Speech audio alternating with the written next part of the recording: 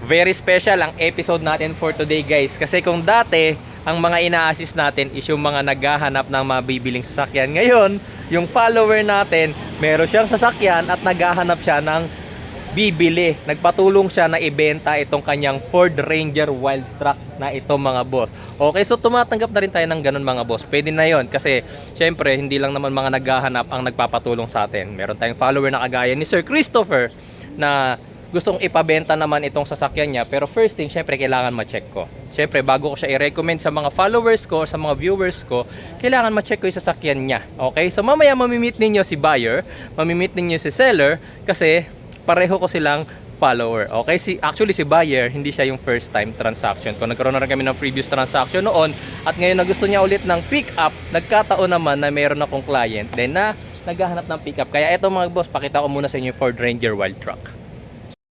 Ito ngayon guys yung binibenta na Ford Ranger Wild Truck. 4x4 yan guys, 2019 model. Iba na to kasi ito na yung bi-turbo.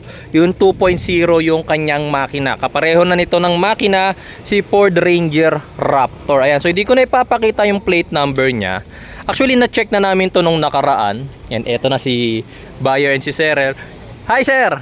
Si Sir Noel, siya yung ating buyer. Dati na rin nating client si Sir Noel. Tapos si Sir Christopher naman, yung lumapit sa atin para ibenta naman tong kanyang Ford Ranger Wild Truck. Sir, kamusta po? Pa-check ko lang sir, yung inyong mga unit sir. Thank you sir, mag-usap muna kayo dyan. Okay. Ayan, so nakita nyo na si client. Ayan, on muna natin. Ayan, lagi nating dinadala yung ating scanner, especially sa mga ganitong situation na may i-check tayong sasakyan. Okay? Tapos, actually na-check na namin to pero for the sake of this content, papakita rin namin sa inyo. Okay? Tapos, nagkasundo na rin sila sa price and today is the day na magkakabayaran na sila totally. Okay? Kaya hindi ko na pinakita yung plate number kasi medyo private na dahil meron ng buyer and seller na nagmi-meet ngayon dito. So, syempre guys, may mga magtatanong. Wait lang. Tapos, ano ko muna. Initiate ko muna yung ating scanning bago ako magdadaldal dito. Okay. Pag nag-initiate na to, tsaka natin sisimulan yung pagdadaldal. Wait lang.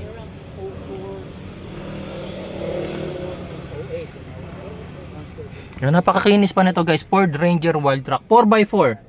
4x4 na to. Ayan o, makikita ninyo yung controls niya. 4x4. One thing na nagustuhan pa ni client dito, ni buyer pala rather, is naka-setup na siya. Ito na iba na yung kanyang mugs. I think this is fuel mugs ba yung gantong klase? I don't know, hindi ako familiar sa logo, pero hindi ko alam kung anong pangalan ng ganyang mugs. Tapos naka-lift na. Makikita nyo naka-lift. Tapos naka-BF Goodrich na. Off-road tires na rin yan. Ayan. Ayan. So, finished na yung ating scanning. Eto guys, kagaya nung una naming pag-check, walang lumabas na error code dito, which is kaya rin nagustuhan ni buyer. Ayan, so pakita na rin natin. Sir, just like before nung nag-scan tayo nung una, di ba wala ring error code? So eto rin, ganun pa rin. Okay, galing sa ng biyahe si sir. So ngayon, ipa-finalize na lang nila yung usapan. I just did another scanning para lang for the sake of, kasi 3 days din yata mula nung first time silang nag-meet, to double check lang yung vehicle. So siya nga pala si seller, naging generous na rin. Ayan, hindi yan libreng mugs guys. Yan yung kanyang stock mugs before. Sinama na niya. Makinis pa yata to stock mugs ni sir ah. Let's see nga. Uy oh. Stock mugs ng Ranger oh. O diba? Sinama na niyang ibigay itong kanyang stock mugs. 4 na set yan. 4 na set. 4 na piraso yan. So 1 set. Diba? Tapos, ano pa ba? Alam ko sinama na rin niya yung shock absorber. Asa yung shock absorber? Ayun. 'Di ba? Sinama na rin niya yung stock shock absorber. Kaya sabi ko rin kay buyer, sir, sinama ni seller yung mugs tsaka yung shock absorber. Kaya in case na gusto mo mag back to stock, pwede. 'Di ba? Ayos. Ayos. Pero maganda na rin naman yung mugs niya eh. Nakalabas lang ng konti. Pero pogi pa rin, 'di ba? Ganda oh. So one thing na nagustuhan din syempre ni client dito yung pagka fully loaded setup na rin niya. Kasi meron na rin niyang trifold cover 4x4, naka all terrain tires na, BF Goodrich pa yan, tapos yung kanyang mugs, naka-lift. Hindi ko alam kung ilang inches to. Almost isang dangkal eh. Tapos chinek na rin namin to, syempre. Pati pang ilalim. Ayan, makikita ninyo malinis. Yung differential, walang leak. All brakes, check nyo yung brakes, walang leak. Transmission, wala rin kami nakikitang leak. Engine, walang leak. Okay? So everything is fine. Hindi ko lang nasilip yung reserve tire. Tara, silipin natin.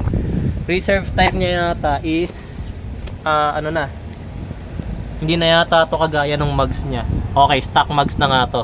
Stock mugs na to ng Ranger. Pero hindi pa nagagamit yung ano niya, tires niya. Hindi pa na ibababa. Ayun. Ayun pala yung kanyang ano, yung kanyang pinalit na shock absorber. Kaya ano eh, ang taas eh. Grabe. Pangarap ko rin magkaroon ng pick up ah. Tingnan natin kung magkakaroon tayo ng pick up, syempre. Aray ko. Ayan. So habang chine-check natin guys yung Ford Ranger Wild Track, nakita pa tayo ng ating mga followers. Si Sir Rick Cortez. Si Sir Rick, si Sir naman Gary po. si Sir Gary, ayan. So, yung nakakilala ko sa atin dito. Sir, shoutout po sa inyo. Salamat po, Sir. Thank you. Thank you po. Ayan. So, sa dami ng ano, kanina pa kami rito guys. Natin yun. Yung mga personnel ng W, Resto Bar pala. Ito, sticker. Dami pala nakakakilala sa akin dito. Ayan, Sir. Ayan. Thank you, sir. Dalawa na kayo, pero magbigyan niyo. Alam nyo na, sir. May kasama kaming ano rin. Ay, sige, ilan ba?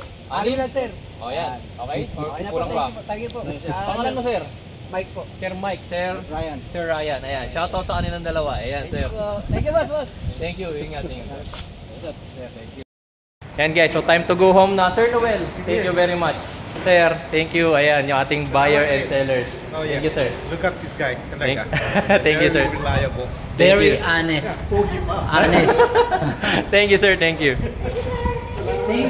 Galing na kami ng bank and si seller and then si buyer, nag-withdraw na ng pera. Magbabayaran na sila doon. Si wife na yung bahala. Tapos ako, for the final thing na lang sa mga magpapasama sa akin to buy your car, or magpapasama naman sa akin or magre-request na magpabenta ng car, kontakin nyo ako sa cellphone number na nakikita nyo dyan sa inyong screen. Pumapayag ako guys na hanapan kayo ng sasakyan. Pumapayag din tayo syempre na hanapan ng buyer ang inyong sasakyan. Okay, maraming salamat sa inyong panonood.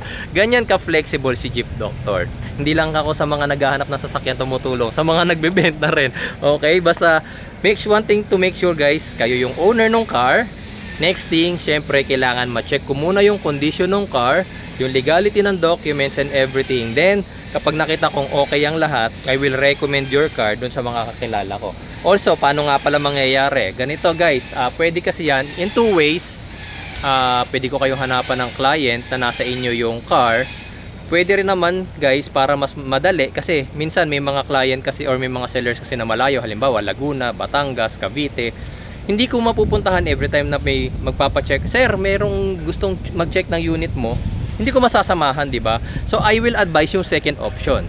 Second option yung parang naka-consignment yung car. Paano naka-consignment? Yung car nasa pangangalaga ko. Bibigyan nyo sa akin yung car, bibigyan nyo sa akin yung keys, bibigyan nyo ako ng documents, tapos ako na ang bahalang magbenta ng car ninyo. Kapag nagustuhan ni buyer yung inyong car, binili, okay, yung pera, kung magkano yung agreed price natin, halimbawa 1 million pesos, i-deposit ko sa account niyo yung 1 million pesos. No questions asked. Pwede yun, mas madali yun kasi pag ganon, mas madali. Every time na merong titingin ng client, yung availability ko, kaya ko ibigay sa kanila. Ang mahirap kasi sir, yung mga halimbawa, yung mga nagpapabenta ng sasakyan, nakatira sa Cavite. Kaya sasabihin ko, sir, merong buyer na gusto tumingin ng sasakyan. Ay, hindi ako pwede, sir. 'Di ba? Pag nangyari naman na pwede si buyer, ako naman ngayon yung hindi pwede. Ako naman ngayon hindi pwede. Pag pwede naman ako, pwede si seller, si buyer naman ang hindi pwede, 'di ba? So ganito na lang, guys. Pinakamadali pa rin. Kagaya nung ginawa nung dati kong client, iniwan niya sa akin yung sasakyan. Iniwan niya sa akin yung keys, nag-iwan na siya sa akin ng mga documents and deed of sale. Nung nabenta yung sasakyan niya, dineposit ko sa account niya yung pera, ganun kadali. Okay, di ba mas maganda yon? Okay guys, so maraming salamat sa inyong panonood at sana ngayong araw na to nagustuhan niyo yung ating video. Sa mga magpapabenta ng sasakyan, kontakin niyo ako sa cellphone number na nakikita niyo sa inyong screen.